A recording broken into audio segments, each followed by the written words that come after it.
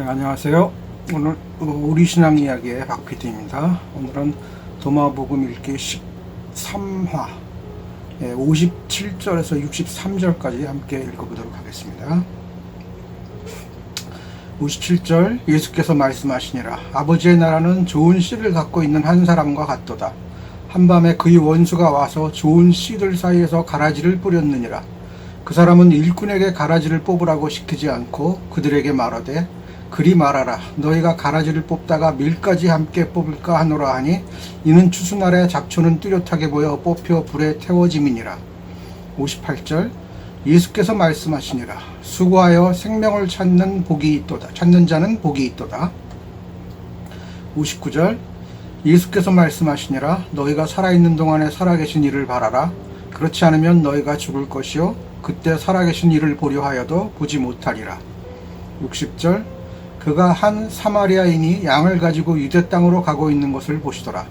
그가 제자들에게 양을 맨 저 사람을 보라 하시니 제자들이 대답하되 그가 양을 죽여 먹기 위함이니이다 하더라. 이에 그가 그들에게 말씀하시더라. 그는 양이 살아있을 동안에 그것을 먹지 않을 것이요 그가 양을 죽인 이후에만 그것이 죽음이 되느니라. 제자들이 말하되 그렇지 아니하면 저가 할 수 없나이다. 그가 제자들에게 말씀하시더라. 너희도 마찬가지니라. 피난처를 찾을지어다. 그렇지 않으면 너희가 죽음이 되고 먹히리라. 61절 예수께서 말씀하시니라. 둘이 한 침상에 기대어 자되 하나는 죽고 하나는 살리라. 살로메가 묻되 주여 당신은 누구시니이까? 당신은 나의 침상에 올라오셨고 마치 큰 자로부터 온 것처럼 나의 식탁에서 잡수셨나이다. 예수께서 그녀에게 말씀하시되 나는 전부인 자로부터 온 자이니라. 나는 내 아버지의 것들을 모두 허락받았느니라. 저는 당신의 제자이니이다. 이런 연고로 내가 말하노니 만약 하나가 전부이면 하나는 빛으로 가득 찰 것이나 만약 하나가 나뉘면 하나는 어둠으로 가득 찰 것이니라. 62절 예수께서 말씀하시니라. 나는 비밀에 합당한 자에게 나의 비밀을 드러내느니라. 너희 오른손이 하는 일을 왼손이 알지 못하도록 하라. 63절 예수께서 말씀하시니라. 많은 돈을 가진 부자가 있었느니라. 그가 말하되 내가 나의 돈을 들여 씨를 뿌리고 거두어 난 것으로 나의 창고에 가득 차게 하여 부족함이 없게 하리라 하여 그의 심중에 이런 것들을 생각하였으나 그날 밤 그가 죽었느니라. 여기 두 귀 있는 자들은 들음이 나으리라. 57절은 천국의 비유입니다. 기존 복음서에도 나오는 내용인데 여기서 언급하는 주소법은 현실에는 없습니다. 핵심 키워드는 원수와 불에 태워짐입니다. 전통적으로 씨는 말씀을 의미합니다. 그동안 말씀에 대한 해석은 율법학자들에 의해 이루어져 왔습니다. 그러나 예수 공동체는 예수의 새로운 해석을 들으며 예수를 따르고 있습니다. 그런데 다른 가르침, 즉 기존 율법학자들의 가르침에 호응하는 사람들이 다시 생겼다는 말입니다. 기존의 관습에 치우친 가르침을 전하는 자들이 바로 원수가 됩니다. 그러나 그 가르침은 처음엔 다소 비슷하기에 나중에 결정적인 때가 와야 그 다름을 구별할 수 있게 될 것이기에 지금은 그냥 두라는 말입니다. 어차피 그 차이를 찾아내려고 해봐야 공동체의 분열만 불러올 것이 뻔하기 때문입니다. 그러나 분명히 경고하고 있습니다. 지금은 그냥 내버려 두지만 결국엔 뽑혀질 것이라고.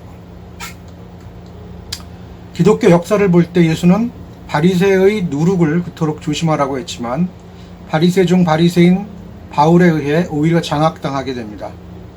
영주주의 공동체들은 결국 쫓겨난 공동체가 되어버리고 말았습니다. 예수의 경고를 알아듣지 못한 결과로 바리새의 누룩에 삼켜져 버렸다는 말입니다. 58절은 57절의 경고에 대한 결론입니다. 바리새의 누룩을 조심하는 수고를 하지 않으면 생명을 잃는다는 말입니다. 그 수고를 위해 깨어서 살펴야 하는데 이미 바리새들의 누룩에 취한 기독교인들은 벗어날 생각을 하지 못합니다. 그러니 자신들의 판단만 옳다는 헛소리를 하면서도 부끄러운지를 모르게 됩니다. 생명을 찾는 자들은 생명을 찾게 되는 복을 받게 되지만 생명을 찾기는커녕 자신들의 누룩만 자랑하는 사람들은 결국엔 그 생명을 얻을 수 없기에 57절에서 말하듯이 결국 뽑혀져 불태워질 것이라는 섬뜩한 경고를 하고 있습니다. 59절은 이제 그 추수 시기가 오기 전에 살아있는 그분을 바라라고 말합니다. 추수 때가 되면 자신이 믿고 행한 대로 그 결과가 나오리라는 말입니다. 교리에 따라 말로만 믿는다고 하며 행위로 천국에 가는 것이 아니라고 주장했던 사람들은 말로만 천국에 가며 지옥을 벗어나기 위한 어떤 행동도 하지 않게 됩니다. 성서를 보면 천국은 믿음으로 가지만 지옥은 행위로 간다고 말합니다. 이게 모순이라는 건 아무도 말하지 않습니다. 모순된 기준을 아무도 지적하지 않는다는 말은 자기가 믿고 싶은 대로만 믿겠다는 말입니다. 그렇게 하고 싶다면 아무도 말리지 않습니다. 대신에 남들에게는 그렇게 주장하지 말아야 합니다. 그냥 엉터리이기 때문이죠. 60절은 살아있는 동안에 우리가 해야 할 일을 하는 것이 얼마나 중요한지를 다시 강조하고 있습니다. 살아있어야 먹히지 않는다는 말은 깨어있으라는 말의 다른 표현입니다. 남들에 의해 전해져 온 대로 누군가의 주입된 사고를 그냥 받아들이지 말고 자신의 머리로 생각하고 어느 것이 옳고 그른지 판단해보고 검증해보고 받아들여야 한다는 말입니다. 전통적으로 내려오는 가르침을 그대로 받아들일 거면 그냥 율법학자들의 가르침을 그냥 따르면 됩니다. 예수의 가르침이 무슨 소용이 있느냐 말입니다. 더군다나 세월이 흘러 다시 기득권 세력이 된 종교 권력자들에 의해 전해진 가르침들이 과연 예수의 가르침과 그 정신을 구현해내고 있겠습니까? 그런 생각조차 하지 않기에 바리새인 누룩에 그냥 먹히게 된다는 말입니다. 예수는 기득권 세력이 아니었습니다. 정치, 경제, 사회, 종교 모든 면에서 그는 아웃사이더였습니다. 백성들과 함께 했던 그 삶 속에서 나온 말씀과 가르침을 상상해 봐야 합니다. 지금의 종교 세력들이 말하는 내용이 과연 예수의 복음일까요? 지금의 가르침이 예수 당시 율법학자들의 가르침과 똑같지는 않을까요? 이런 질문에서 시작하지 않으면 여전히 바리새의 누룩에 먹히고도 먹힌 줄 모르는 상황이 계속된다는 말입니다. 그래서 마지막 구절에 나오듯이 피난처는 오직 깨어있는 방법밖에 없다고 합니다. 무조건 믿어야 한다는 말은 사탄의 말입니다. 사탄도 성경 구절로 유혹합니다. 그 유혹의 말을 이겨낼 수 있는 것은 오직 무엇을 지향하고 있느냐 하는 것입니다. 정의와 사랑을 떠난 말씀은 그냥 사탄의 말일 뿐입니다. 그래서 성경 말씀을 무조건 따른다는 것 또한 깨어있지 못한 행위일 뿐입니다. 인간은 모든 것을 우상화시킬 능력을 가지고 있습니다. 성서의 말씀도 예수도 하느님도 모두 우상화시킬 수 있습니다. 그렇게 그 의도를 보지 않으면 모든 것이 우상화의 시도가 될 수 있습니다. 61절의 처음 부분인 예수의 말은 겉모습은 모두 똑같아 보일 수 있으나 그 속마음이 어떠한가에 따라 어떤 사람은 지옥을 살고 어떤 사람은 천국을 살아가고 있다는 말입니다. 그런데 살로메는 엉뚱한 이야기를 하고 있습니다. 앞의 예수의 말과 전혀 상관이 없는 물음을 하고 있다는 것은 아마 평소에 살로메가 품었던 말인 것으로 보입니다. 예수의 정체를 물으며 자신의 침상에 올랐고 자신의 식탁에서 먹었다고 말합니다. 이는 부부나 연인 사이가 아니면 할 수 없는 말입니다. 당시로 보아서는 연인이 아니라 부부여야 가능하지 않았을까 싶습니다. 그런데 다시 반전이 일어납니다. 그 침상에 오르고 식탁을 함께 쓰는 행위를 할 수 있는 자격은 부부가 아니라면 큰 자로부터 온 사람이어야만 한다고 말합니다. 여기서 큰 자로부터 온 사람은 영어로는 You are from someone입니다. 누군가로부터 보내진 사람이라는 말입니다. 부부 말고 여인과 침대와 식탁을 함께 쓸 수 있는 분은 신이 보낸 것이 아니었을까 생각했을 겁니다. 이들에게는 이미 예수의 어머니 마리아가 예수를 낳을 당시 배경에 대해 전해오는 이야기들이 있었기에 가능한 이야기가 아닐까 추측해 봅니다. 그러자 예수의 대답은 자신이 전부인자에게서 온 자이며 아버지에게 속한 것들을 모두 허락받았다고 말합니다. 솔직히 이 부분은 예수 인성 논란이 일어야 하는 내용이 아닌가 싶습니다. 오늘날 사이비 교주들과 별 다르지 않은 행위입니다. 당시 사회적 관습으로도 가능하지 않은 이야기가 아닐까 싶습니다.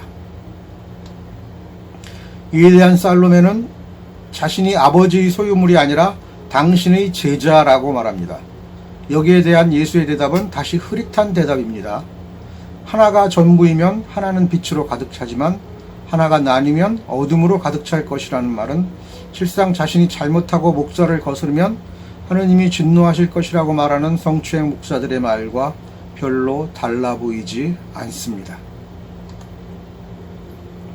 물론 이 말을 이런 상황이 아닌 순수한 영적 지식의 차원으로만 보면 하느님과 인간이 하나됨이라는 주제로 풀어낼 수 있는 말이기는 하지만 적어도 이런 상황에서 할 말은 아닙니다. 62절 또한 61절의 맥락이 아닌 다른 상황이라면 첫 문장은 비인부전의 의미로, 둘째 문장은 선행을 드러내지 말고 감추라는 뜻으로 해석할 수 있습니다. 그러나 61절과 같은 배경에서 나온 말이라면 자신의 행위를 그저 합리화하기 위한 변명으로 볼 수밖에 없습니다. 왜 이런 구절을 삽입해놓고 편집하지 않았는지 이해하기 어렵습니다. 61절에서 침상에 오른 행위와 식탁에서 함께 식사를 하는 행위에 대해 다르게 볼 수 있는 해석은 없어 보입니다. 그러나 굳이 이해하자는 차원에서 보자면 영주주의자들도 예수를 믿고 따르는 사람들인데 어떻게 이런 기록을 남겼을까를 생각해 보아야 합니다. 이들은 육체보다는 영적인 면을 강조하기에 남녀관계에 관대하지 않았나 싶습니다. 그러나 오늘날 목사들의 불륜과 성폭행은 차원이 다른 문제입니다. 목사들은 영지주의자도 아닐 뿐더러 이 행위가 윤리적이지도 않습니다. 자신의 부인이 있거나 미성년자 성폭행 등 용서받기 힘든 부분이 있기 때문입니다.